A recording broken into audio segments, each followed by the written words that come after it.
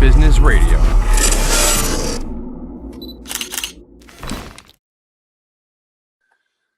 right, hello, and welcome to Tower Talk Business Radio, powered by the National Community College Foundation. My name is Ray Schwetz, AVP of Community Relations at Jovia Financial Credit Union, along with Donyshia Boston Hill, CEO, keeper of their brand marketing and digital agency, and we're focused on being the premier resource for business and entrepreneurship.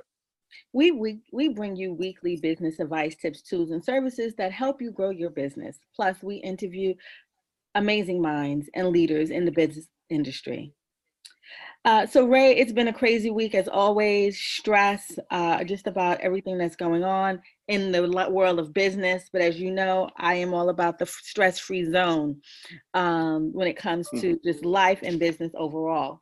But I realized that, at some time you have to pour yourself into others, as we talk about this quite often, with you being in FQ and working with nonprofits, and we must serve our community, whether it's in the private sector or the public sector. So I'm really excited about our guest today.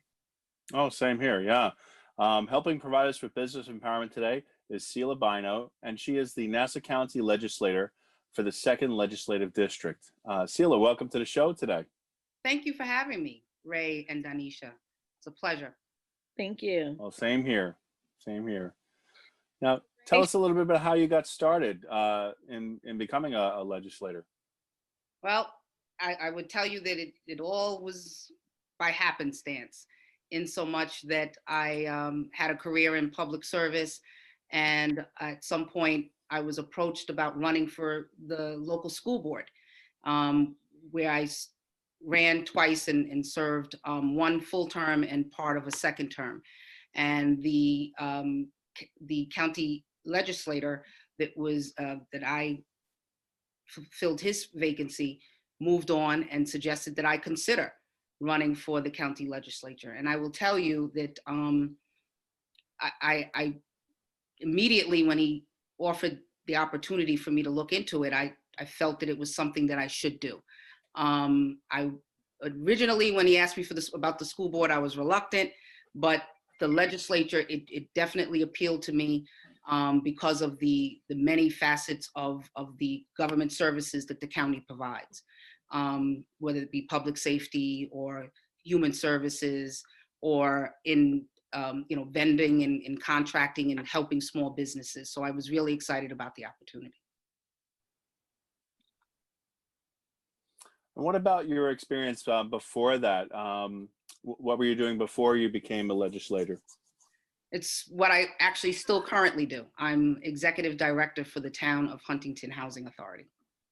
Oh, And okay. so, yeah, I run a small public corporation, and we provide low-income housing by way of either a Section 8 voucher or by providing an actual, bricks and mortar. We have 2 sites where we provide housing.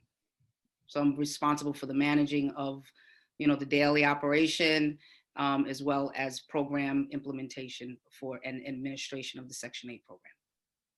That's amazing. And real estate as a whole in Long Island has been a topic of discussion in the news recently. But we're just going to ask you for some tips that you would give anyone out there trying to secure mortgage counseling or credit for a loan. Just your top tip that you would give anyone listening during these times.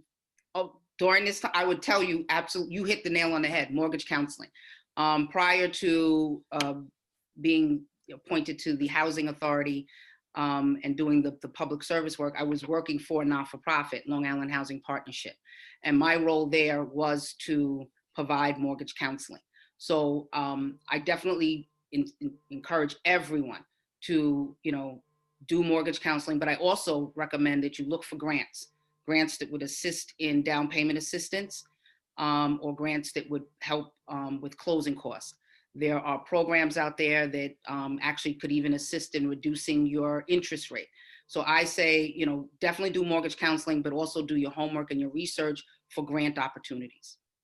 You're just a wealth of knowledge, and we're really excited just to have you share with the listening audience today. So thank you for that.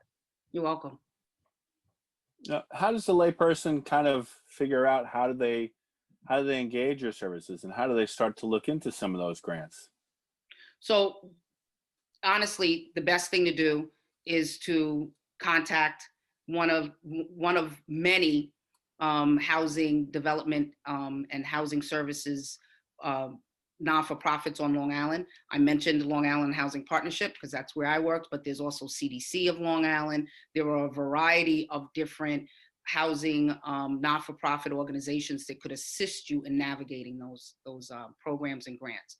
And you should also folks should also contact their local counties, because both Nassau and Suffolk have grant opportunities for housing homeowners, or I should say prospective homeowners.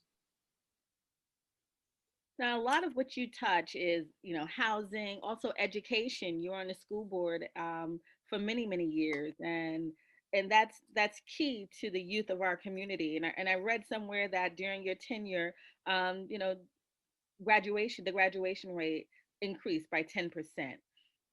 How are people faring right now during COVID? What are some of the concerns, and what's the word on the street, so to speak? Yeah, so listen, we're learning through this pandemic, or I shouldn't even say learning. It's actually the issues are bubbling up to the top, right? About the disparities in certain communities, whether it be health or education.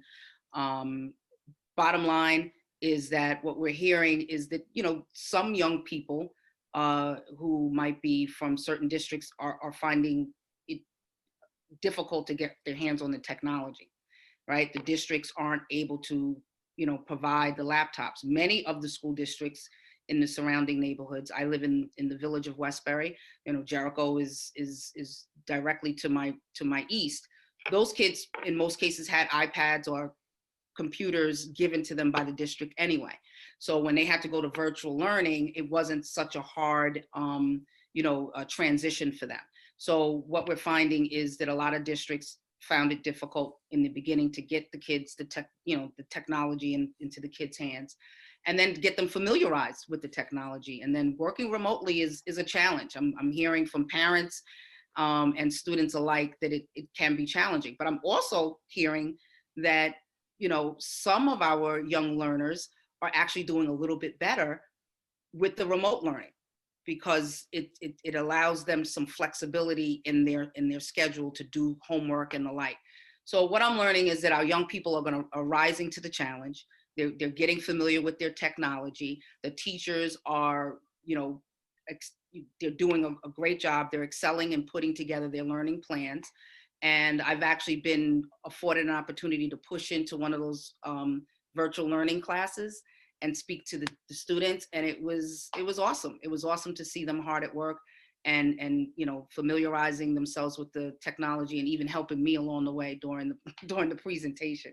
So I'm hearing good things. Wonderful. And that's the thing. You know what? I feel like everyone learns differently. So, what might work in the classroom for a lot of folks, it may not work as well. And they might require some flexibility with how they're learning. So I almost feel like this did, as you said, it made the issue kind of bubble to the surface, and now people are saying, all right, well, there is a different way to do things. Maybe That's we right. can employ that technology better, or maybe we can use it. So one of the silver linings for sure. Absolutely. Once we can get the technology into the hands of the students, I think good things will come from it. Absolutely.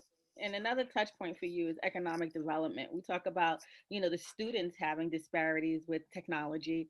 A lot of businesses are either pivoting to virtual or, heavy hit during this time. What are some of your priorities and things that you're focusing on for business owners? Yeah, so for business owners, we see that, especially for the minority business, the MWBEs, we're finding that, we have hundreds of MWBEs that are here right in Nassau County, right? And, but they're not necessarily always aware of, these contracting opportunities, or how to access the information regarding contracting opportunities with the county. And so our work has, as our, meaning the legislature, collectively have been able to reduce the fees for people to access that information. And I've worked with my colleagues to put on forums so that we could educate the business community around MWBE contracting with the county government.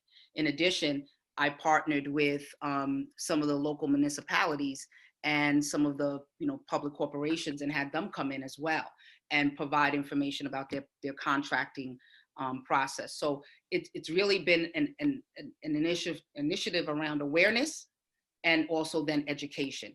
I'm going to be working with the Office of Minority Affairs in 2021 to put on yet another educational forum. It'll be virtual, but they're necessary, and we want to make sure that we continue to educate folks about these opportunities. And then we also want to make sure that we leverage the playing field, right? We want to make sure that people aren't finding obstacles to be able to participate. So one of the things is that I'd filed some legislation that would have allowed for bonding, contracting. When you come in and you're doing construction, you have to get a security bond to do that construction. That bond sometimes is prohibitive. Just to pay that fee, it's prohibitive for people to get involved in county construction contracts.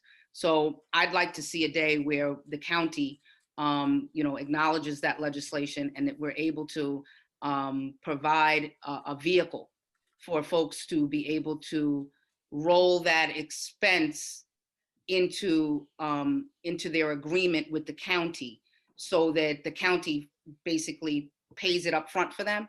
And then as the county then pays them for the work, they take a percentage of that to pay themselves back for that bond security, the surety bond.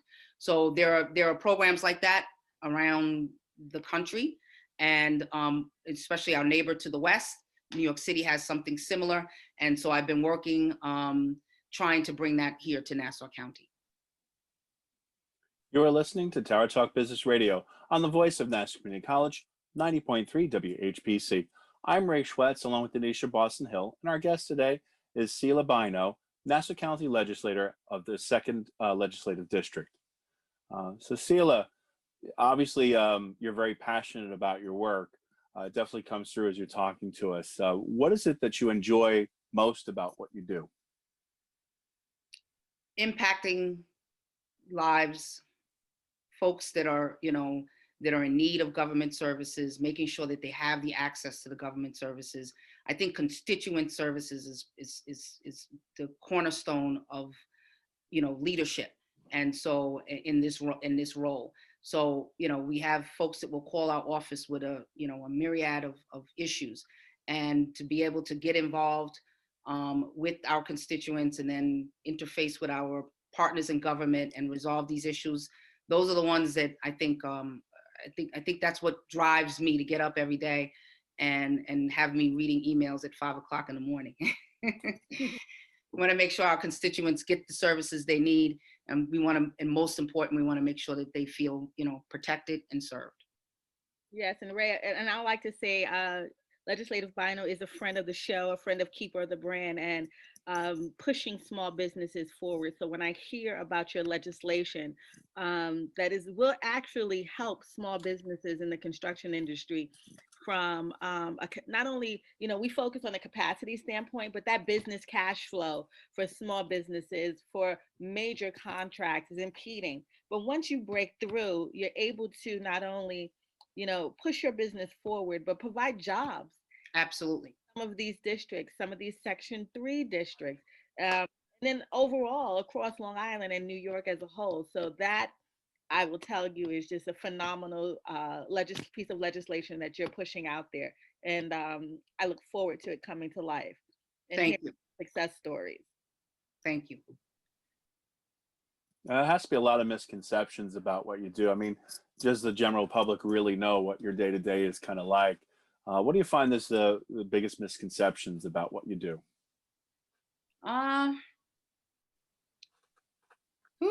There's so many.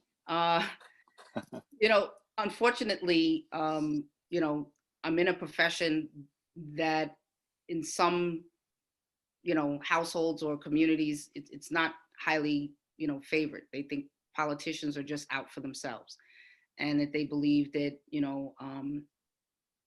politicians are self-serving, and that we're only doing things so that we can promote ourselves.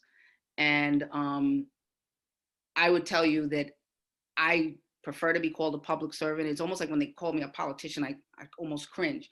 I believe that some of the misconception has come from bad actors in the field. And I think that the only thing that I can do as a person in this role is just continue to just be consistent, right? Be consistent, be approachable, be accessible, and be responsive. And I pride myself in, having excellent constituent services, and I pride myself in understand and being very clear that every donation you receive or every donation that's offered is not necessarily, all money is not good money, right? So I've turned down donations because I don't want to be conflicted when I need to make decisions. And so I think a lot of people think we're just out here for the money, we're out here for, the fame. But if you're doing this job right, you know that it's not about fame or fortune, it's about serving your district. It's interesting you say that, because I thought about you during the election period in November, because as I looked at my ballot, I went down, the rows, and I was saying, and I said, Celia's not on here, but I can tell, I know who I know, and I can put a check mark next to their name without second guessing. And if you were on that ballot, you would have been one of those people in November. You weren't up for election, but there were some people on there that I was hard hit to check by their name, because they're invisible, but they may come around during election. And I will say that you are someone who is boots on the ground, 24 days, 24/7, 365. And that for me makes all the difference in our community and in the towns that we live in. So I think that is a testament to your work and the things that you're doing in the community. I appreciate that. Myself, along with a very dedicated staff. Absolutely. Absolutely. Right? Now, there's a lot of memorable moments, I'm sure, in your career. Are there a few that really kind of stand out to you that you go, all right, well, that's why I get up in the morning. That's why I do what I do. Any ones that really stand out to you? There are several. And I'll tell you what is the common denominator around the events that I can think of very, very quickly, is that they were community motivated and the community was engaged around the issues as well. When you're out here in the fight and you look to your left, you look to your right, you look behind you, in front of you, and you see your community out there fighting with you, the momentum will carry you. And it's just very, very heartwarming. And one of those scenarios, I'll use this one because it was in the community where Donyshia lives. There was a point where she's in a newly developed area of town development, and it's beautiful, absolutely gorgeous. Post development, there's some, transactions that are supposed to happen between the developer and the municipal government to convert those roads from private roads to municipal roads, so that the municipal government can come in and move their snow. And there was some things going on that didn't materialize, so that there was a point in time, and I don't know if Donyshia knows this, but I was away on vacation. And I learned that we had a blizzard of, I think, about at least a foot of snow, if not more. And I learned from down in St. Kitts, I was in the Caribbean, and I learned that community had not been plowed. Oh, wow. Because the developer and the municipal government had some disconnect. And from down there, I got on the line and we started a process, and that community supported, well, not even support, they led the charge, and I supported them. and we got the wheels turning so that we could make sure that they would not be in that position again. And it was one of those winters where we had more snow than we ordinarily would. And so it seemed like almost every other week, here came more snow. And the folks, I didn't want them worrying about whether they would be able to get out to go to work, or if there was an emergency, if somebody could come in and get them. So that's one of the ones that sticks out for me. But it's always when community's with you on your stance. You are listening to Tower Talk Business Radio. Our guest today is Selia Bynoe, Nassau County Legislator for the 2nd District. My name is Donyshia Boston Hill, along with Ray Schwetz on the voice of Nassau Community College, 90.3 WHPC. Now I'll tell you, Legislator Bynoe, since you brought that up. So Ray, I live in a community, a newly developed community. Now it's about 11 years old and 53 homes. But from step by step, when there were challenges, as new developments do have often, Selia Bynoe and her and all of Nassau County eased the minds of the residents to say, some are from New York City and you made the move to Long Island, and you made the right decision to raise your family here and to have a home here. And because of her voice and her actions, that kept a lot of people here. Because of the 53 homes, I think we had some people who, decided to move to Atlanta or move back to New York City because they were retiring and they had no children in the school district. But it was never moving out because they were underserved. And that was, I think, for us in this community here, knowing that we can have contact with our legislator, whether it's snow or water or any issues we have, we are an active community and they respond to us. And I think they respond to everyone because you do a fantastic job. So thank you again. And we are so happy that for the work you do and the accomplishments that you have. We see some of your legislation and letters on your website.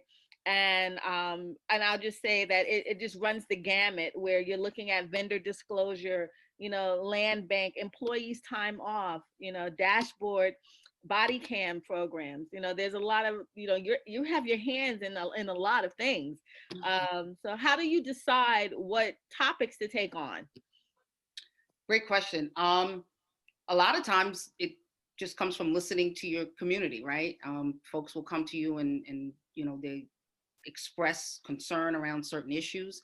And my job is to solve those issues. And if there's not something currently in place that can remediate those issues, then my job is to try and create a law so that we can address issues. But there are certain issues that I think are almost benchmark issues for me in my during my tenure that I continue to, they're multi-pronged. So I continue to just keep building on them, mental health being one of them. Initially, it started out with me trying to train, making sure that people in the community, whether they were soccer coaches or teachers or pastors in a church, got trained in mental health first aid so that they could aid the community that they served. And then it bubbled up that I wanted to make sure that the police officers were getting that training. So then we started a program to make sure that the cadets got trained. And then I initiated another prong to make sure that every public-facing Nassau County employee is trained in mental health first aid. So whether if you're public-facing, you're working in a park, you see someone exhibiting some signs, you have an ability to de-escalate, you have an ability to do the proper referral and get them the help that they need. So some of the issues, I touch over and over and over, but many of them are birthed out of just having real conversations with my constituents and understanding the needs and the concerns. Now we're on the cusp of things starting to kind of loosen up. I mean, although cases continue to climb, you do see that there's a light at the end of the tunnel with vaccines and so forth. I mean, the pandemic's been very tough for us all. And I think all of us are kind of looking ahead for what's going to happen in the new year. So can you tell us a little bit about what's next for you and for what's going on with your team? So in light of the pandemic, right? I started looking at some of the disparities, and we looked at, you know, folks with asthma and, you know, all these other conditions that, you know, that were my goodness, the having had diseases like diabetes and asthma and things like that predisposed you to having higher risk of fatality for COVID. I decided that I needed to start looking at the environmental impacts for communities, that especially those that might be seated close to a industrial park, for, you know, where these contaminants are actually making their way into their homes. And so I actually am working now with the county's IDA, Industrial Development Agency, to find opportunities to give businesses that are in these industrial areas, or even, you know, in other areas in the county, an opportunity to have some tax incentives to reduce their carbon footprint and reduce contaminants being, you know, released into the air or even into our waterways. So that's the current work that I'm doing. I believe that we're going to be rolling out something very soon, and it will be able to assist not only, you know, communities that are, you know, impacted by the contaminants, but again, as Donyshia mentioned, it'll help small businesses who, or businesses that are grappling, you know, trying to, you know, produce a product, but also be responsible as a citizen and as a neighbor. Now, Legislator Bynoe, what are some final thoughts you'd like to leave our listeners with today, and how can people contact your office? Okay, so final thoughts would be, you know, we've got we have more road ahead of us than behind us, I think, with COVID. And so final thoughts is that I just wish everybody well. I hope that everybody will be disciplined and responsible during this time.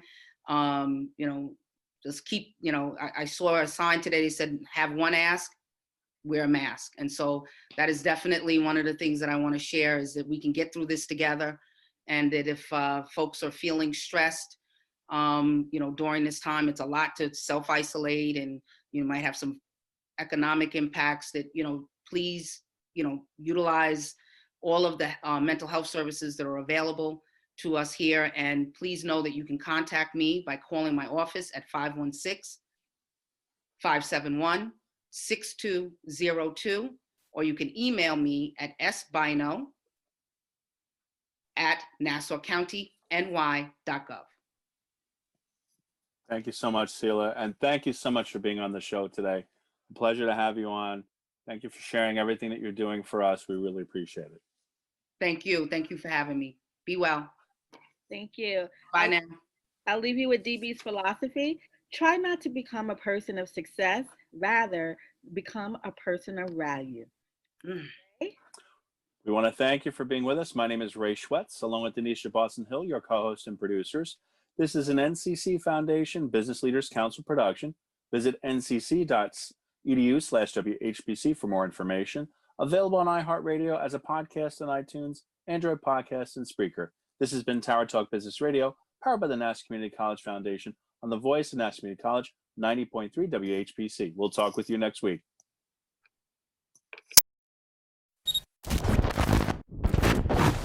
Tower Talk Business Radio.